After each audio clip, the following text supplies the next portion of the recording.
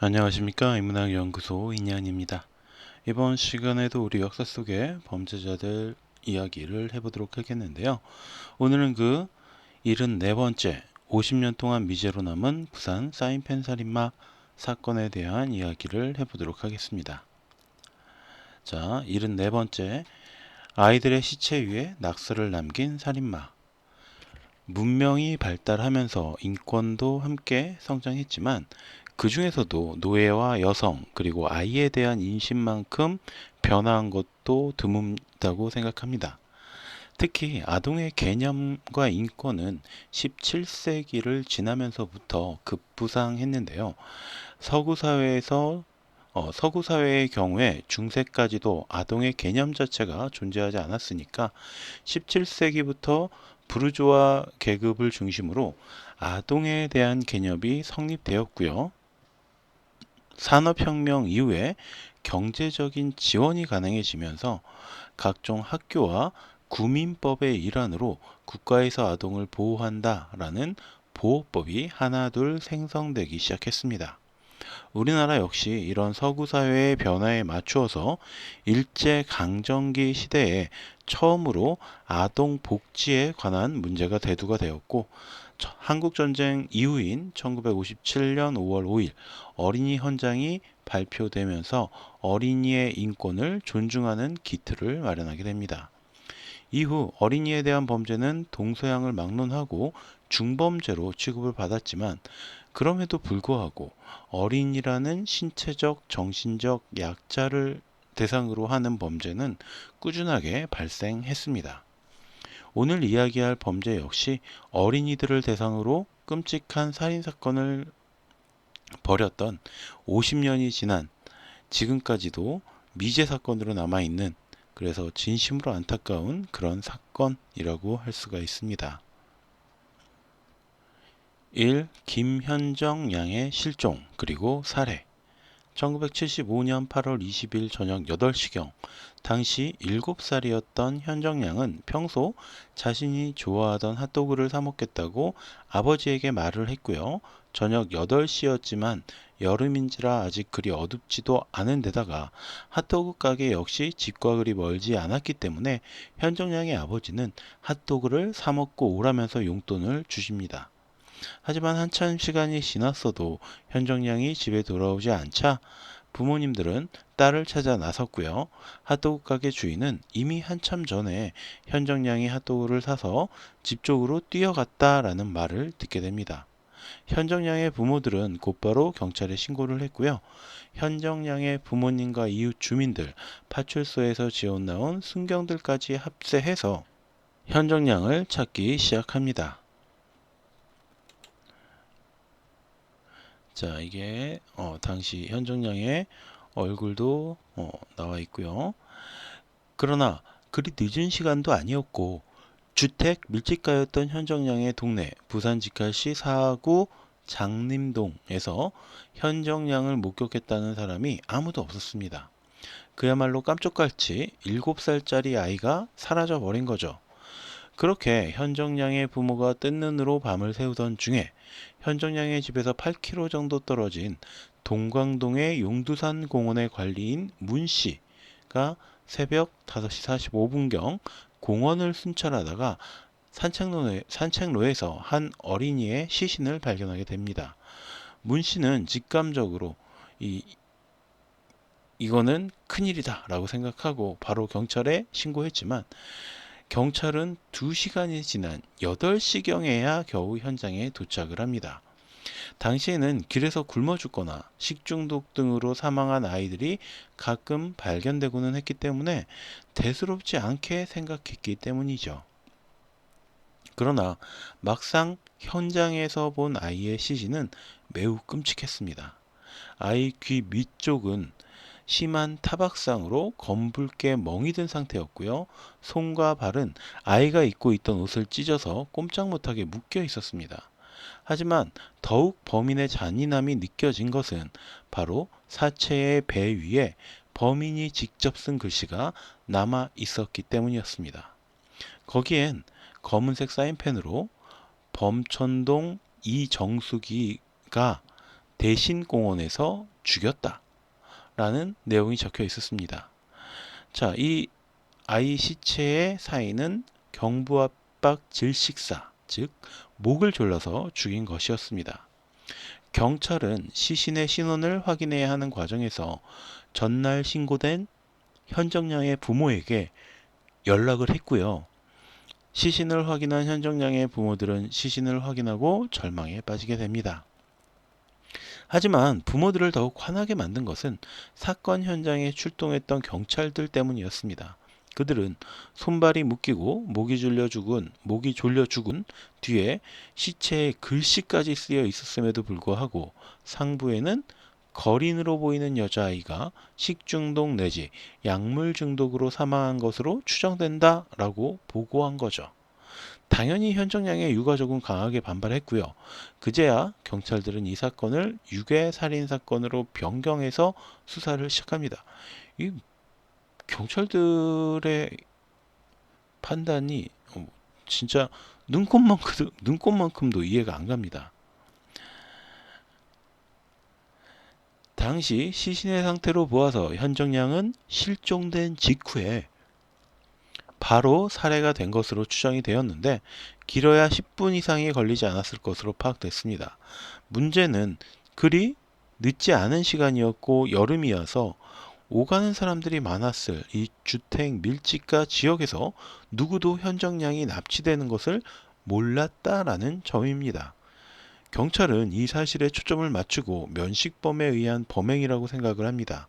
또한 사체에 글씨를 남기는 수법 등으로 보아서 원한 관계에 의한 범행일 수도 있겠다라고 생각해서 현정양과 현정양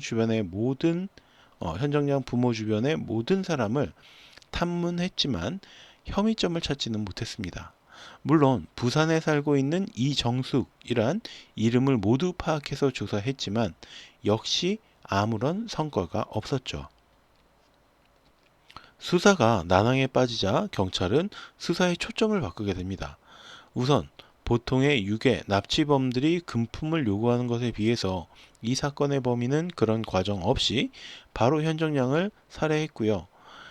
시체를 발견했을 당시에 현정양의 상의와 양말이 벗겨진 채 팬티만 입고 있었다는 점 등을 바탕으로 아동 성애자의 범죄일 수도 있다고 판단을 한 거죠.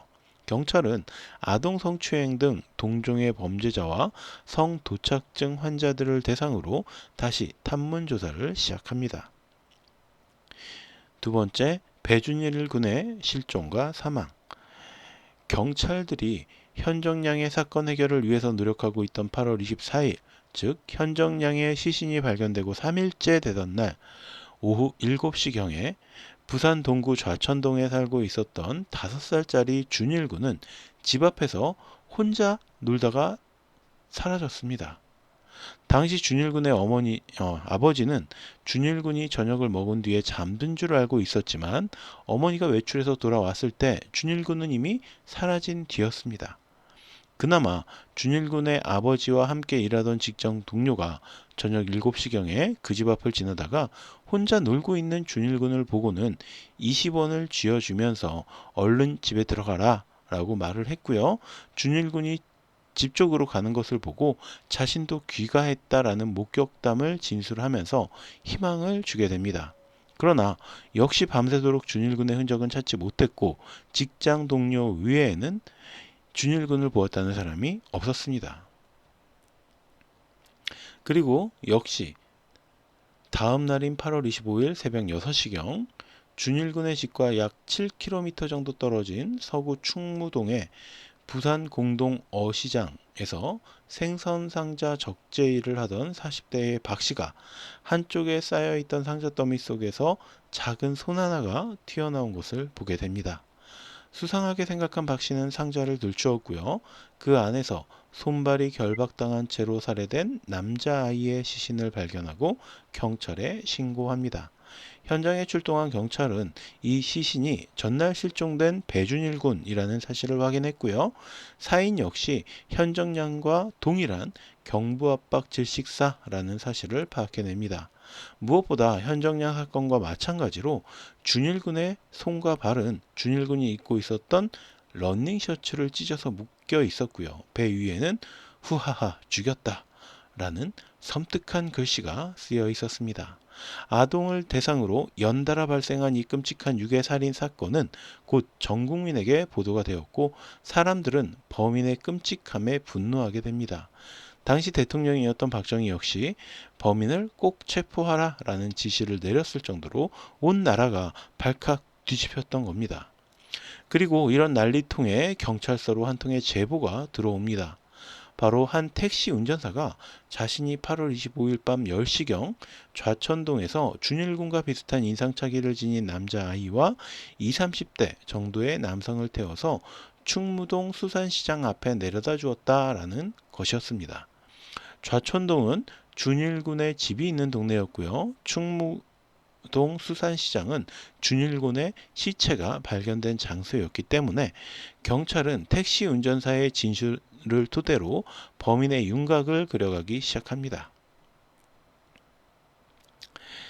또한 함께 이루어진 필적 감정을 통해서 현정양과 준일군의 사체에 남긴 글씨가 동일범의 것이다 라는 것을 확인했고요.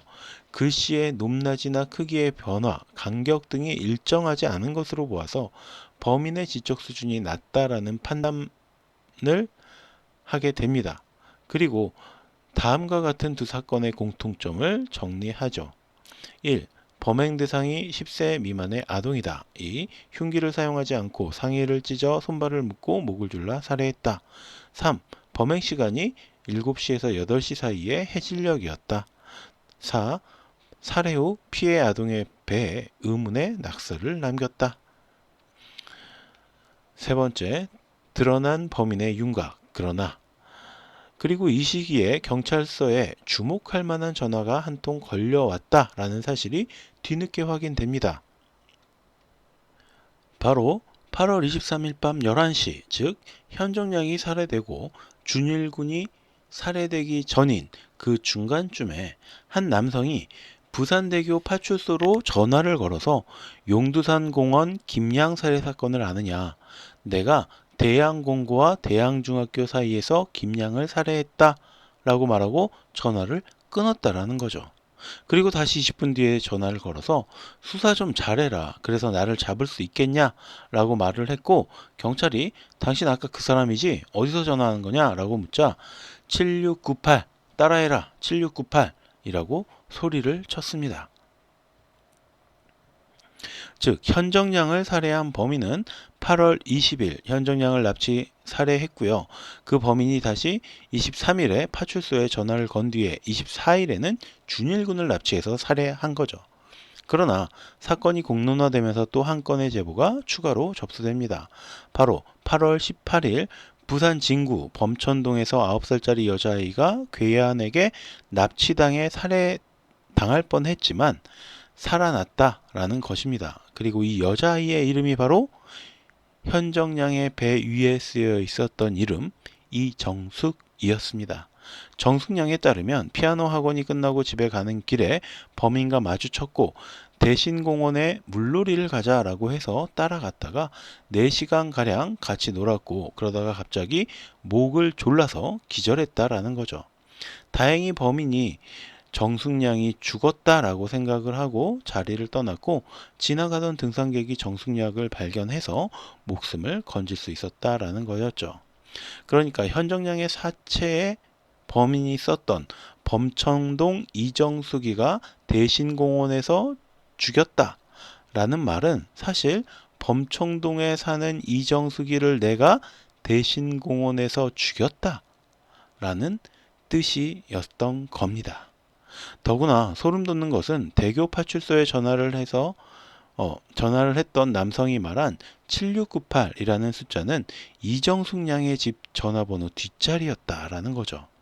그러니까 범인이 정숙 양이 죽은 것으로 판단해서 현정 양을 죽인 뒤에 경찰에 전화를 걸어 정숙 양을 죽인 건 역시 나다라는 점을 밝혔던 거죠.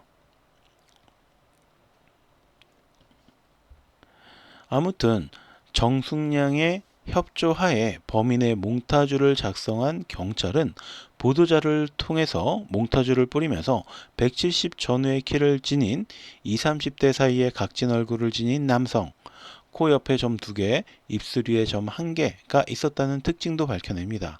그러나 10만 장의 몽타주가 제작되어 전국에 뿌려졌고 당시로서는 엄청난 100만 원이라는 현상금이 걸렸음에도 불구하고 더 이상 의미 있는 제보나 범인의 흔적을 찾지는 못했다고 합니다. 다만 이 시기에 아동을 대상으로 한 여러 건의 범죄 신고가 있었다라는 점은 확인을 했는데 그 내용은 다음과 같았습니다. 1번 8월 24일 부산시 동구 좌천동에서 놀고 있었던 10세 한모군을 30세가량의 남자가 연필깎이 칼로 위협해서 납치하려다가 미수에 그침. 2번 8월 25일 부산시 진구 가야동의 한 야산에서 동생과 메뚜기를 잡고 있던 10살 최모 양을 30대 남자가 끌고 가 성추행을 함. 8월 26일 부산시 동구 수정동에서 한 남자가 9살 여아를 납치하려다 미수에 그침. 8월 27일 부산시 동래구 온천동에서 13살 여아를 납치하려던 남성이 체포됨. 8월 28일 부산시 동래구 우2동에서 7살 남자아이를 납치하려다 미수에 그침. 자, 이 중에 범인이 잡힌 온천동 사건의 범인을 강하게 경찰이 추궁했지만 다른 사건과의 연관성은 찾아볼 수가 없었다고 합니다. 이 사건의 범인을 잡기 위해서 부산경찰청과 부산검찰청이 합동수사본부를 설치해서 범인의 뒤를 쫓았지만 1990년 8월 21일과 25일 두 사건의 공소시효가 끝나며 결국 미제 사건으로 남게 됩니다. 당시 범인의 나이를 30세 정도로 추정한다고 해도 50년이 지난 지금 그는 80대 노인이거나 이미 사망했을 수도 있겠죠. 혹시라도 그가 살아서 이 글을 읽게 된다면 진심으로 묻고 싶습니다.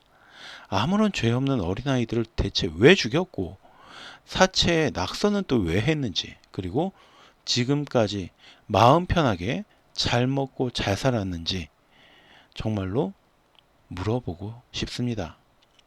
자, 그럼 오늘의 이야기 여기서 마치도록 하고요. 저는 다음 시간에 또 다른 이야기로 찾아오도록 하겠습니다. 오늘 제가 들려드린 이야기가 여러분의 흥미와 호기심을 조금이라도 만족시켜 드렸다면 구독과 좋아요도 부탁드리겠습니다. 감사합니다.